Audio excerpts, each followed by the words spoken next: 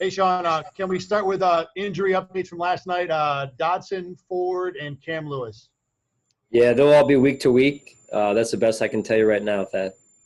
And then John Brown, I know he played 51 snaps, but didn't seem quite 100%. Is he doing all right coming out of that game?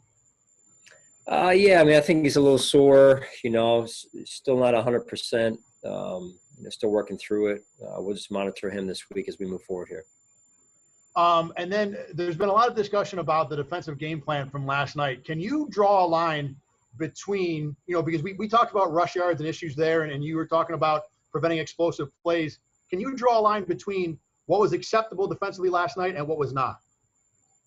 Well, it's at every week what's acceptable is up to our standard. And when you lose the game, it's obviously not up to our standard. We had moments in the game that I thought we handled it well, and then there's other moments we certainly didn't handle well. In particular, the second to last drive when we let the quarterback scramble twice in critical moments of the game.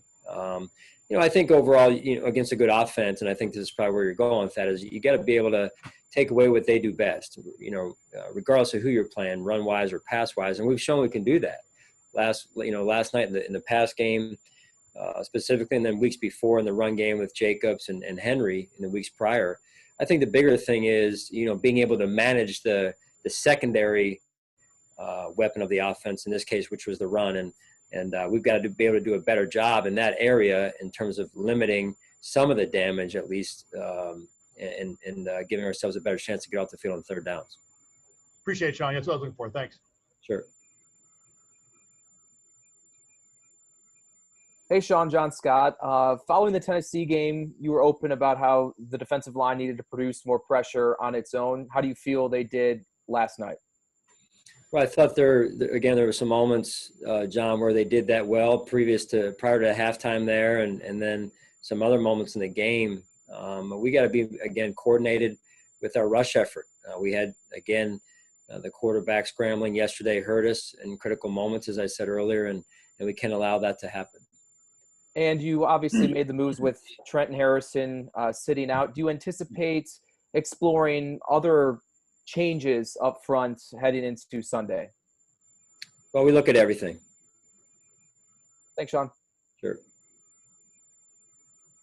Hey, Sean, if I could ask you about the running game. I know you are a big proponent of it, but this season it really has not gotten untracked yet.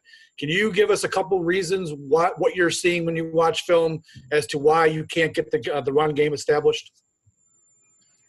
Well, I think we're looking hard at that over the last couple of weeks, in particular, last 3 weeks, Sal, and it's something we have to be able to do better. In particular, if they're going to give us what they're giving us on defense, we've got to be able to run the ball into the cover two shell, specifically into the cover two shell. And then Devin Singletary, I know a lot of things go into this because you've got to have the line working and everything else, but it just seems like last year we saw some elusiveness, explosiveness from him at times, and it seems to be missing right now. Is there something you can pinpoint as to why he maybe hasn't had some of those impact plays so far? Well, I thought his best game was the Raider game. Quite honestly, he had some good runs there, and I thought last week, the Titans week, he got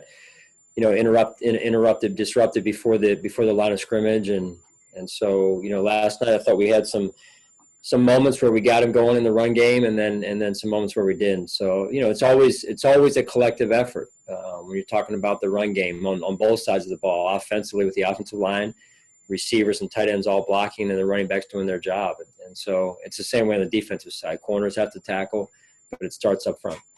Okay. Thanks, Sean.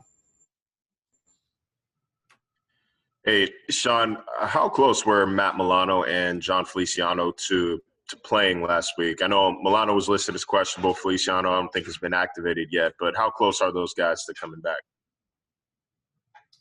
Yeah, I'm not going to get into that, Marcel, just because that would basically be communicating directly to our opponent this week, so I'm not going to get into that right now. But I can tell you that we're moving in the right direction.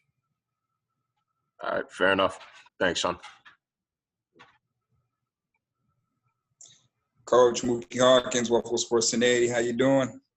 Good, Mookie. How are you? I'm okay.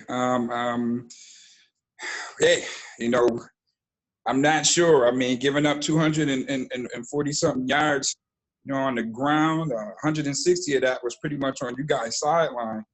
Was that the game plan, to play a little bit more passive aggressive, to give them the run instead of the pass? Because, Mahomes said it, that you guys were playing 6-7, yards off of coverage, so they decided to run the ball. So was that the game plan yesterday, Coach? Well, the game plan, again, without getting into strategy in too much detail, the game plan was to obviously win the game and, do whatever we needed to do to win the game. And you go into every game, Mookie, with a plan, and you try and execute that plan to the best of your ability. And so we knew we wanted to go in and not allow Patrick Mahomes to beat us down the field like he has so many times this year and last year when they won the Super Bowl. So, at the end of the day, obviously we didn't do enough, starting with me, to win this football game. And we've got to learn from it like we did this morning, watching the film, and then put it behind us as we move forward into an important week against the Jets here. Absolutely. Achilles heel, third down. And, Coach, I know you can't want it for him. You can't go out there and play for him. Getting the team off the field on third down is a want. How much does that bother you? What really bothered you yesterday? Well, respective to the third down, those third downs in the last 6 minutes, 7 minutes of the game, we got to be able to get off the field. One was third and 12. The other one was, I believe, 3rd and 6. We've got to be able to get off the field and not allow the quarterback to beat us in those situations. Right, and maintain a composure. So that killed you too. But I know you'll fix it some way, Coach. Back to the drawing board this week. Appreciate it.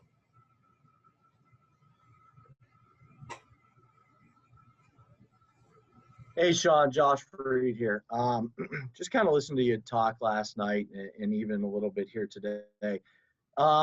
Is it fair to say that you saw enough from your defense to not be discouraged? And in particular, the fact that it's 26 points. At the end of the day, keeping points off the board is the number one goal. Well, it wasn't enough to win the game at the end of the day, Josh, and that's the measuring stick that we use, and I know those guys take a lot of ownership in that. We got to do more. And that's what a team does, is they support one another, and all three phases feed one another. And, I thought we were in the game in the fourth quarter, which we were. And obviously we could have played better, specific to your question on defense, in moments of the game, several moments of the game. And so, again, those third downs on that critical drive, we want to be better on third down. We can't allow that to happen. It's happened way too many times where the quarterbacks pulled the ball down and made a play, either with his feet or with his arm in this case, both. So we've got it's got to be a mindset on third down, and we haven't gotten there yet on defense. All right. Thank you, Sean.